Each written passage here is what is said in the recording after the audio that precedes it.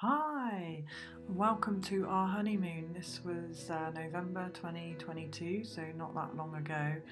And I'm just going to kickstart with the very first shots we took. I was rather nervous because I hadn't been photographed by Adam, my husband, before particularly, so it was a little bit uncomfortable to start with. And check out that side lighting on my frown line, hey, but don't worry, I have Photoshop. So here we have it, with a little bit of editing on that pesky frown line and in black and white. So the very first shots we took these are, and look what happens when I stand on the other side of the tree. That lighting becomes a lot more mysterious and my face is in the shadows. I felt a lot better on that side of the tree, I can tell you. So on this shot I just want to show you what a difference a viewpoint makes. Bear in mind, Adam hadn't actually picked up a DSLR since he did photography at school, so many years ago, and I was jumping between posing and helping him figure out the camera, so it was quite tricky to get the right shot. But look here, where he moved over to the right and down a little. Look at the difference of the viewpoint there. For this second shot we also went for a shallower depth of field. As you can see, the sea in the background is more blurry, and then I just added a little bit more lens blur to this on Photoshop. Very little editing done to these, in fact hardly any, so pretty much apart from a bit of cropping here and there, it's pretty much what you see is what we shot, kind of thing. So we tried a bit of walking along. I must admit I didn't feel too comfortable with this. I'm not as toned as I would like to be yet, so it felt a little bit wobbly walking along there. But I was fascinated by the lighting and how to get a more flattering light on me. So look at this on my bum, how unflattering that light is. Simply turning so that the light is, you know, my bum is like in the shadows more. Look how more flattering that is on my skin. It's incredible. I learnt so much.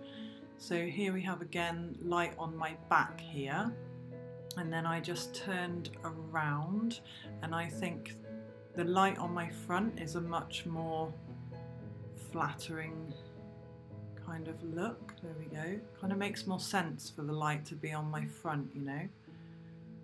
Absolutely incredible. I just had so much fun, and we just learnt so much.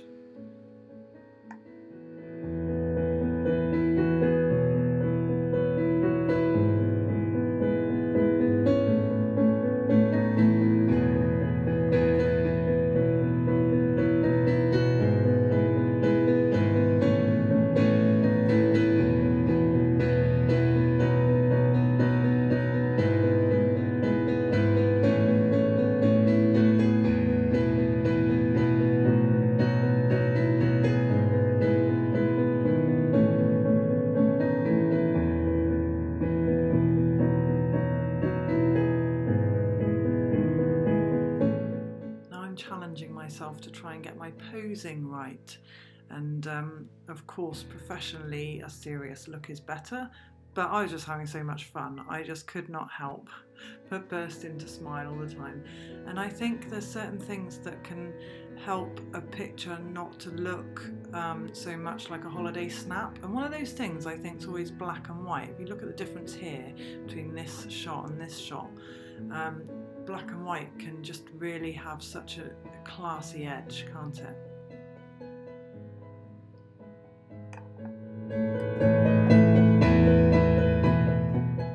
Another thing that was really reinforced for me was when you photograph people when they're in a great place and they're happy and they're doing what they love, you're going to get some amazing shots. And that's what I particularly enjoy photographing, is people doing their passion. This is my son Josh in our garage at home, and that's what I found particularly on the honeymoon, is that even though Adam's not a photographer, you know, he didn't even know his way around the camera, but we got some absolutely fantastic shots, and that is because we were both having a laugh and having a great time. And it came through because I was so relaxed. This is definitely one of my favourites. So that's such a key thing for me to remember as a photographer going forward from here, I think. Also, I wanted to show you these because we found this great place to take some more shots, and we learnt so much here. So this beautiful line of trees, just we spotted it, and I said to Adam, "Oh, we must go back to that little spot of trees. It's perfect." And so we did. And can you see how I positioned myself so that the tree on the left-hand side weights the image? If it wasn't for that tree, it would be too heavily weighted on the right-hand side. Do you see that? So I actually repositioned myself so that I had that wider tree in the left further back, just so it took the weight of Adam against the tree in the foreground. The greenery in the background is quite distracting here, I thought, so a quick way to sort of solve that is to put the image in black and white. Of course, the other thing you could do is to select that greenery that was distracting and just saturate that area on its own, just to tone down the greens slightly. So it's quite a tricky spot in terms of the lighting when the sun came out, and as you can see, it was a bit of a struggle because I was half lit here, and I kind of wish I'd stuck around and seen this shot through really, but it was tricky. Keep running over to see what it looked like in the camera and adjust things. But as you can see, the shadows are absolutely stunning, but the light on me is a little bit awkward. And also, just watch what happens in the next 3 shots, how things can be transformed by looking away from the camera. This, like at the moment, I'm standing facing the camera and kind of smiling, but look what happens when you stick some sunglasses on and look away. It sort of, I don't know, maybe becomes more fashiony. But also what I learnt was what a difference a blow dry makes to the hair, right? So look at this shot, and I had my hair blow dried on one of the days, and just look at the difference. It's incredible. And this, I think, is a massive learning curve for me in terms of the finishing touches, because that goes from looking a bit like a holiday snap to almost a fashion shot. So much to learn when you're out and about shooting from the point of view of the photographer and the model, just all those finishing touches. You almost kind of need like a stylist with you, just, or somebody, an assistant, just spotting all the little tiny details that could be so easily missed when you're trying to get the light right and the positions right and the posing and everything. So it's really, really fascinating, and as I say, such a learning curve. Please stick around for the other end of the spectrum, myself back in England being shot by the lovely Susie Bigglestone in the snow, absolutely freezing.